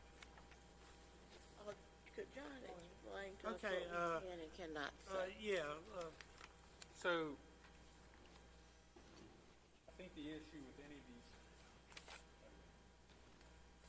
the issue with any of these projects, while they're before the committee and have not been voted on by the committee, is advocacy by any particular council member for particular projects in opposition to other projects. Again, once the list has been slated by the committee, council's real options are to accept the list or essentially restart and send the project back. So if this slate of projects and the ordinance and referendum were to meet with approval of county, there's no issue with members of county council then trying to drum up support for the general referendum. You've obviously supported it by your affirmative vote if that's what you do. But the issue in these things is pitting projects against one another before the committee has slated the projects, assigned dollar amounts, and essentially using your position as elected official to advocate for any of the particular projects. Now that we're essentially past that stage, I don't think there's any issue with members of council advocating for the slate of projects as a whole. We can't make a general statement. You can, and you can certainly debate and discuss projects that are on the list, and you know. Well, Mr. Chair, may I say something? Yes, ma'am. Go ahead, Mr. McGrail. First of all, I want to thank the Capital Sale Tax Commission for the hard work, because I know you guys worked hard and tried to come up with some idea of what the community wanted, and then COVID-19 hit us and everything went squat. I like the list. I just wish we had more money to do more things with. I just had a concern about more of the projects on the list could have gotten funded, even if it had been partial. Because I know we fully funded some, we partially funded some. Am I correct? Pretty much so. Yeah. And I wish some of those some of those projects could have got partially funded. And, you know, I don't know what rationale was in y'all approving what amount, but I just wish some of those other projects that was down on the list could have got some of the funding. I would love to have had $226 million to fund them all. Yeah. Didn't have it. Yeah. We had a dollar figure that we had to work with. Once we removed the detention center, we had a small dollar figure we had to deal with. And being able to fund everything that came through and is in this book today, not happening. This question is more for Mr. Willis or Mr. DeBose. This is related to the jail. I know when people first see this, nobody, it doesn't bring a smile to a lot of people's face. But would you give us some background on what's happening with? I get the letter every year from the state, and what's going to probably happen to Lancaster County if we don't pay for it this way. As we did somewhat with the courthouse on the very first capital project sales tax, my contention is there's not a question of are we going to build a new detention center. We're building a new detention center. The Department of Corrections has made that perfectly clear. The question is how are we going to fund it? And we have the same option we had with the courthouse. We can do it with a sales tax. Everybody pays. We can do it relatively quickly. Or we can do it on 30 years, add it onto your property tax, which I submit is far from ideal. As you indicated, Mr. Blake Taylor, who heads the inspections part of the Department of Corrections, every year sends a report.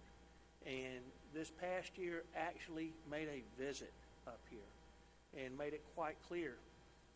Time for talking's over. They are to the point that if they don't see action, they're going to start making changes at the detention center. Several changes. I'm not going to sit up here and say they're going to shut us down. I don't think that would happen. But one of the things they could do is put a hard cap on the number of inmates we can hold at the detention center. Berkeley County is getting ready to go to their voters this year, $40 million for an addition to their jail. Not a new jail. That's just an addition at Berkeley County. Currently, Berkeley County is paying Charleston County $800,000 a year to house 40 inmates. Mr. Could you explain the process now once it comes to vote council, whether we voted up or down? Can you explain the process of what happens then if it passes and where it goes and how it's going to end up on the ballots? Yes, ma'am. Basically, at this point, it's coming to council for an ordinance to place it on the ballot in November. We have to have that ordinance to the election commission by August the 15th. So we currently have this set to read. It'll read 2 readings in June, 1 in July. We'll have it to the election commission in time. It then goes to the voters. And same as we've done last time.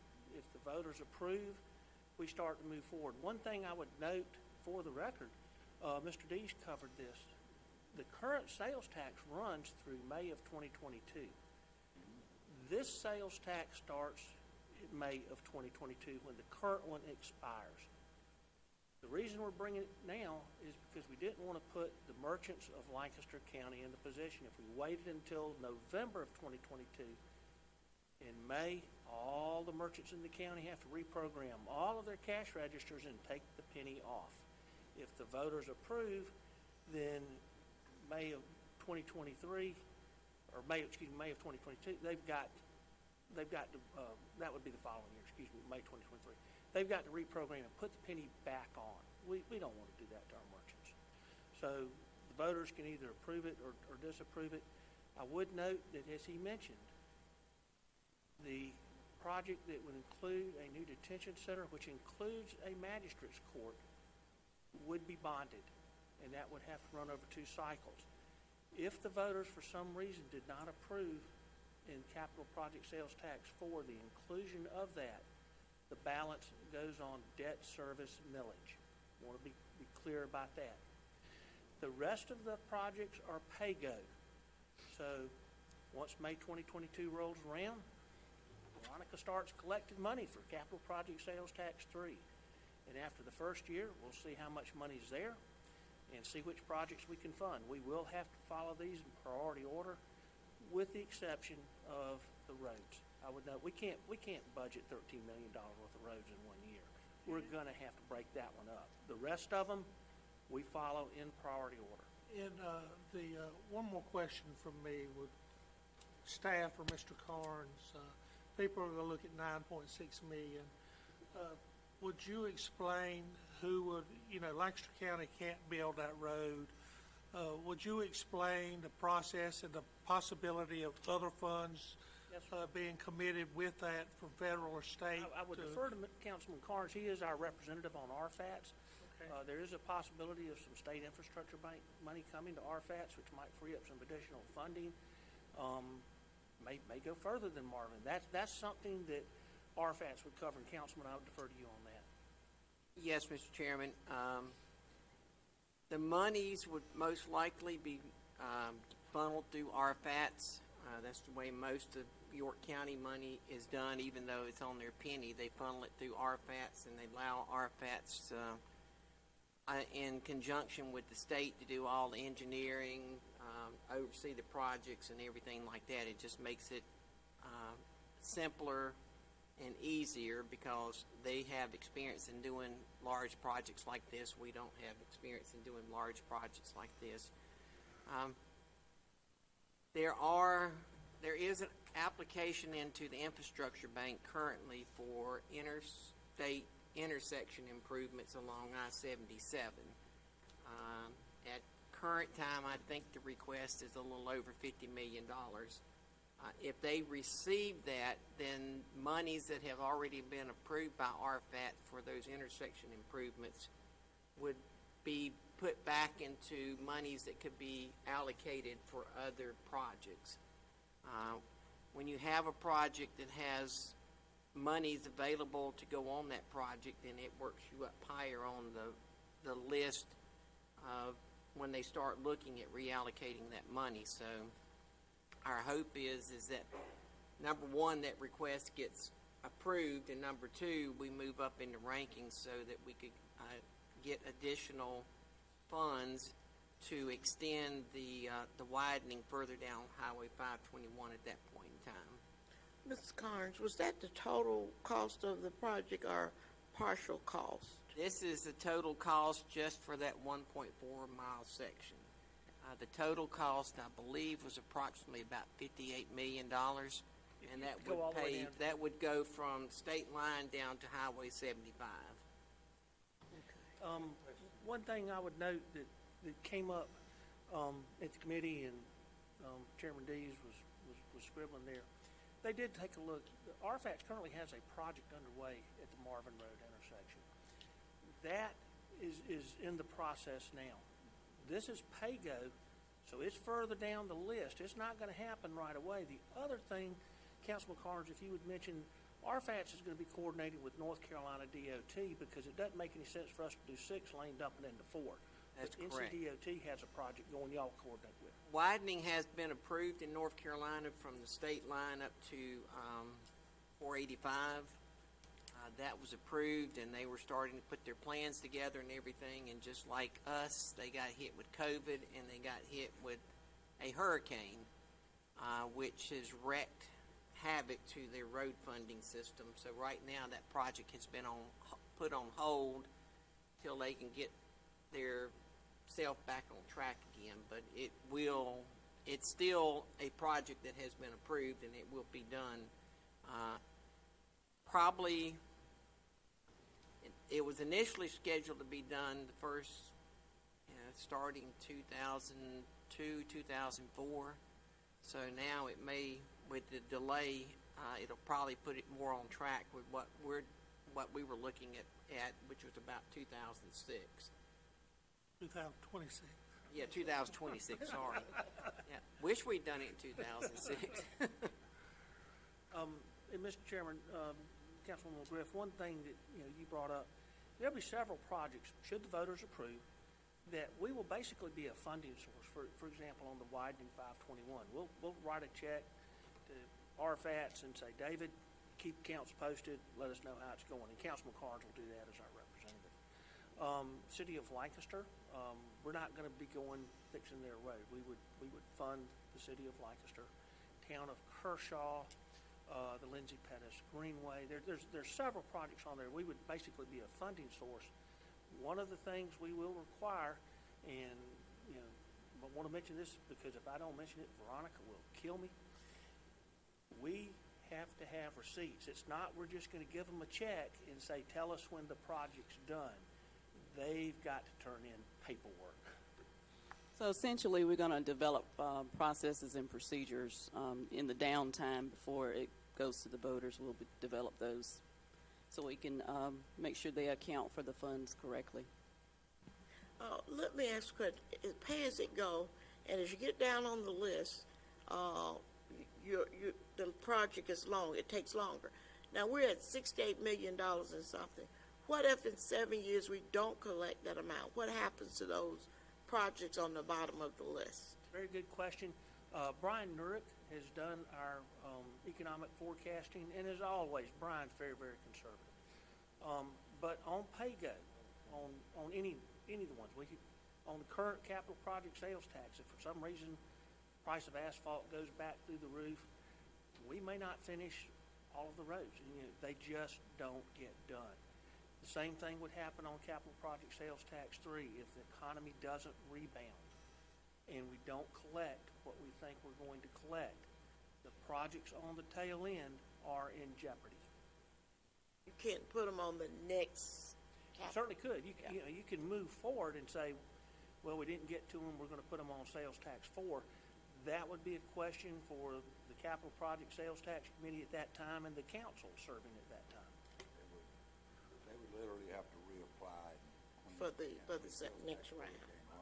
I got a question. I think Mr. Mosteller wanted to ask a question. I have a question about the intersection down to Marvin Road. They're fixing to come in and spend millions of dollars there doing that intersection. Are they going to keep this in mind that we're coming down there with the 6-lane highway to there, or are we going to tear up what they put in? Now, RFATS is handling that project, so they already know that's there. They will take that into account.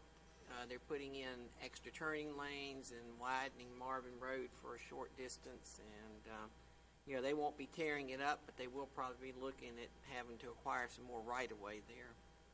But we're going to be using that intersection and enhancements for a number of years before the widening actually starts.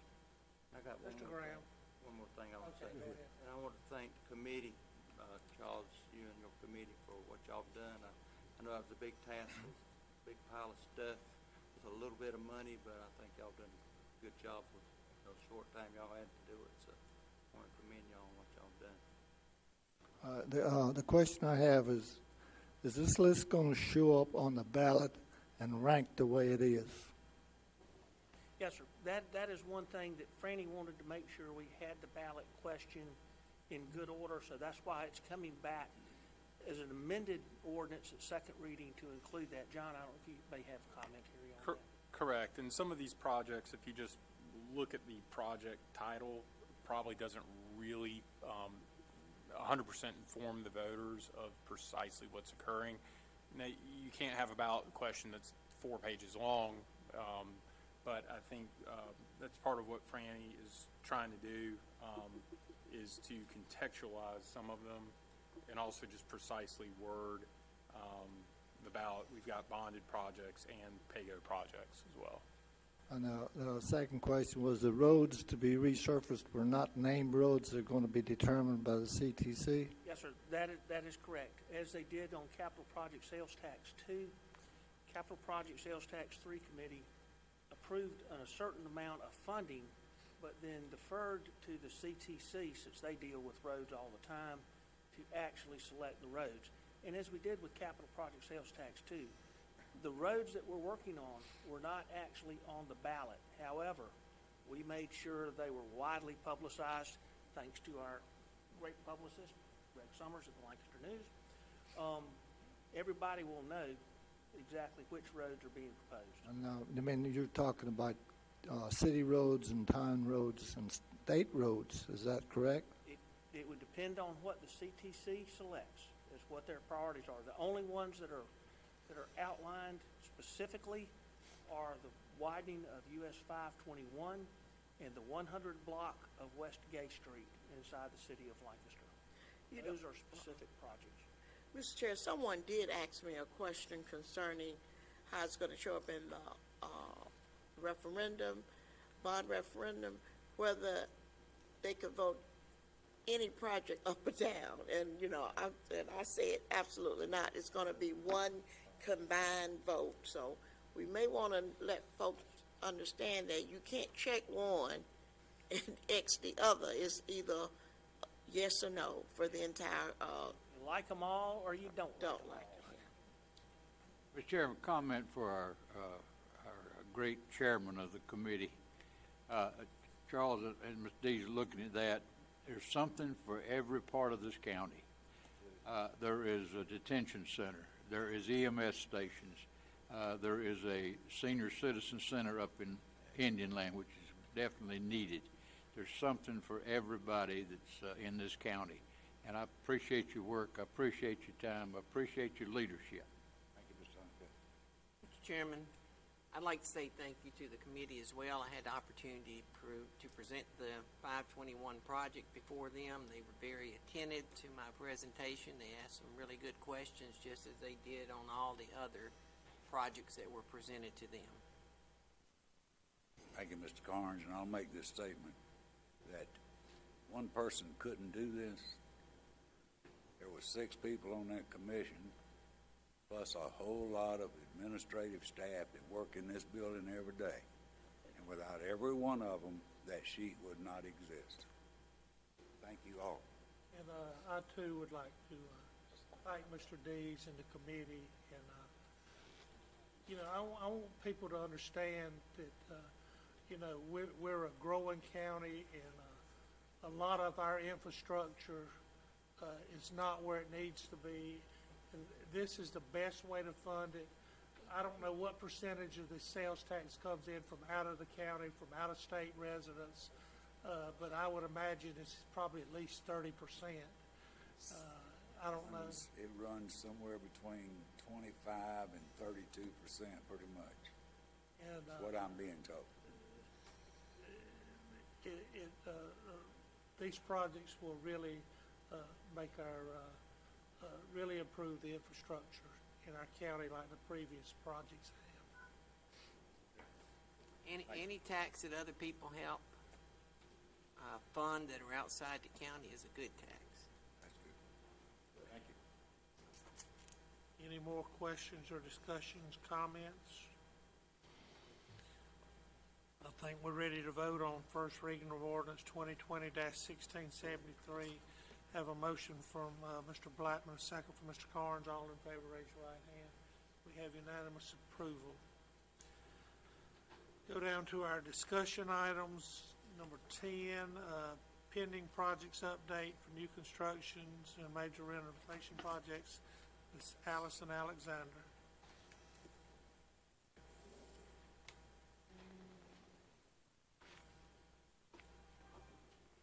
Yes, sir, the written report is in your agenda packet. I'm happy to answer any questions. I would like to point out that we were We had the same rainy weather that every other construction project in the county had, but all of our contractors have managed to stay on schedule for the animal shelter, EMS, and with the exception of the Kershaw Library due to the sewer line discussion, we're also on track with those projects as well. But I'm happy to answer any questions. Mr. Chairman, I'd like to say that I make it a point to go by the new EMS station up in Indian Land about once every week or two, and I went by this morning, and it just looks fantastic out there. They've got all the paving in now. It's a welcome to the community. I think we'll have a station there that we can, as a county, can be very proud of, and I think probably a basis for other stations to come. Look forward to having a ribbon cutting. Absolutely. All right. Mr. Chairman, I'd like to ask one question of Ms. Alexander. We keep bringing these things up, but and nothing seems to get done sometimes, and council gets frustrated. And I'm very frustrated over the fact that we've not had a procurement code brought to us when that was discussed 9 months ago, 6 months ago. And don't make excuses for the attorney. If that attorney cannot produce, we need to find another attorney. I'm actually not going to make an excuse for that attorney. We received the draft in May, and we're currently reviewing it at the staff level. Our intention is to have the code to council at the July meeting.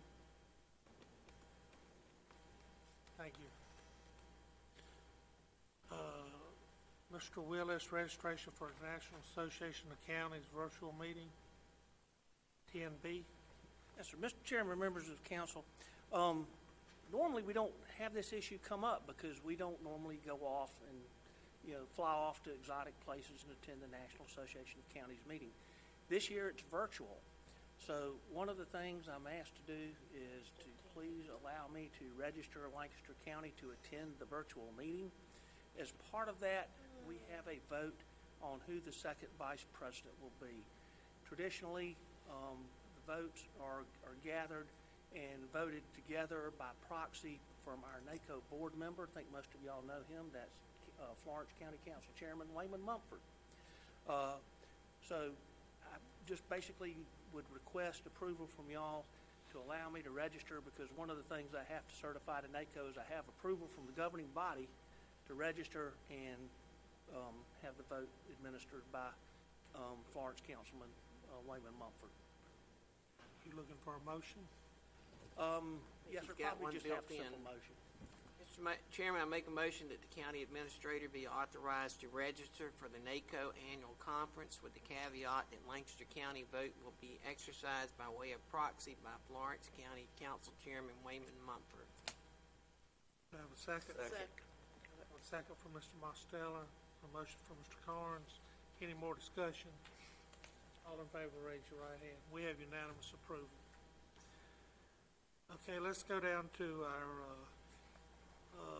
appointment of our boards. I think we can do all these together. Do I have a motion? Mr. Chairman, I make a motion that we appoint Matthew Jones, Ann Ferguson, Dale H. Sullivan, Donald T. Fell, Marshall E. Walker, Christian M. Barnes as designated in our agenda for those Second. boards and commissions. Second.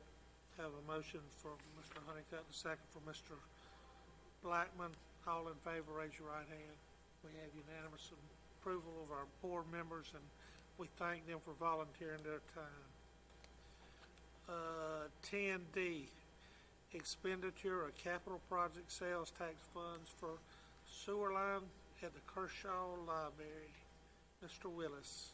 Mr. Chairman, members of council, bringing this to you, I think most of y'all are aware that as we've started working on the Kershaw Branch Library, the plan is to have the meeting room go out where the drive-through is currently located when it was a bank building. When we started the project out there, turns out there's a sewer line under that section of the parking lot. Town didn't know it was there. It's not on any plat, not on any map, but it's an active sewer line. So we started looking at various options. Quickly became apparent that the most cost-effective option would be to engage the town of Kershaw to relocate that sewer line. I did have a question verified with John Bose and Franny Heiser that would be an eligible expense for capital project sales tax. It's a little out of the ordinary, but sewer lines are one of the things that are specifically mentioned, on that. Excuse me, on the bond work.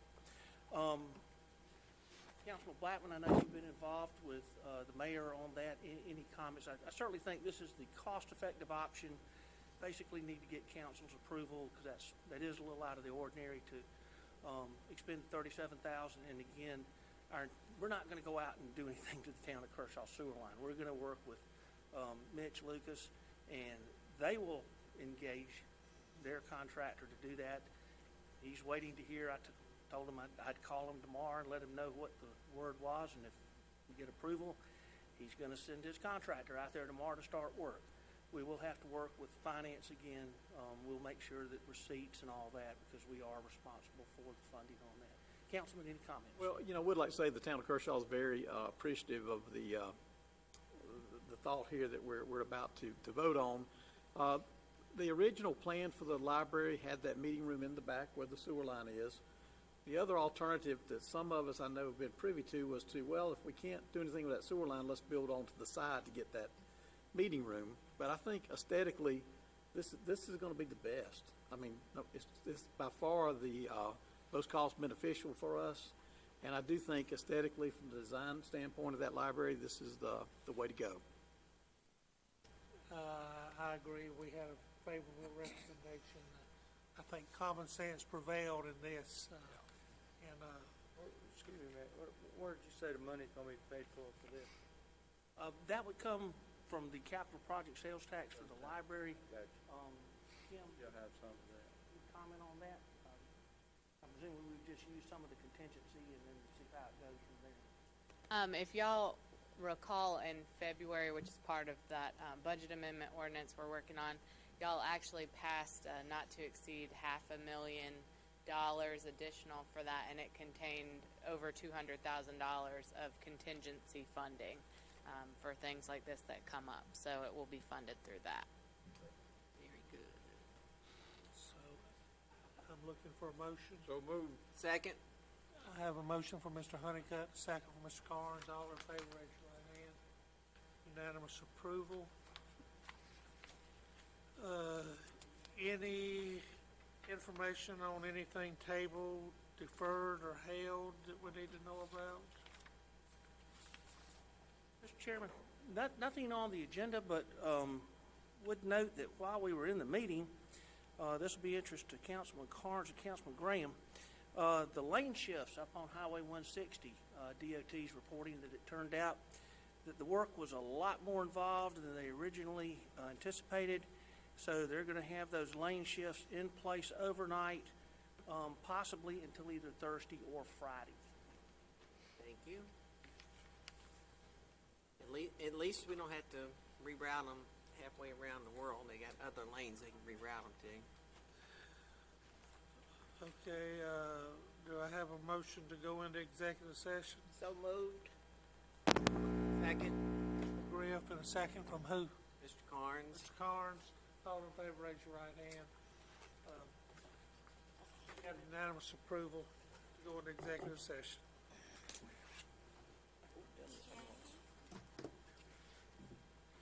8:36 p.m. That thing Are you recording us, Mr. Honeycutt? I ought to be recording it.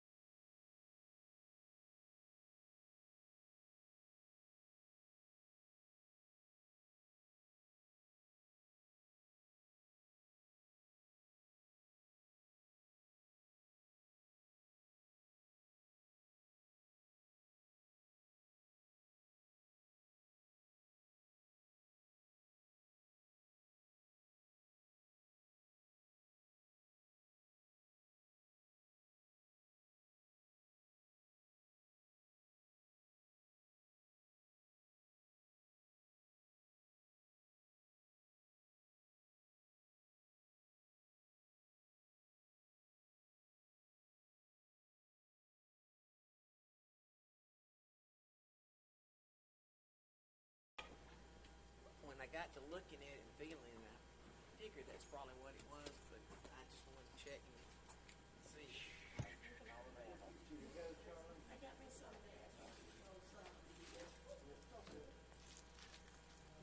I'm keeping my camera hidden because I know Big Brother's looking at me.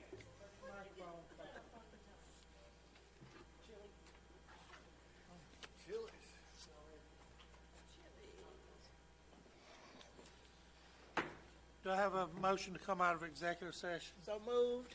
Motion for Ms. McGriff to have a second. Second for Mr. Blackman. All in favor, raise your right hand. Unanimous approval to come out of executive session. In executive session, an economic development matter was discussed and a contractual matter. No votes were taken, no final decisions made. Mr. Chairman, I'd like to make a motion to authorize the county attorney to take action to file litigation as discussed in executive session. Second. Motion for Mr. Carnes, I have a second. Second. Second for Mr. Honeycutt. All in favor, raise your right hand. We have unanimous approval. I think we come down to our adjournment. Do I have a motion? Motion to adjourn. I have a motion to adjourn for Mr. Honeycutt. Second. A second for Ms. McGriff. All in favor, raise your right hand. I Have fooled you, unanimous didn't I? approval.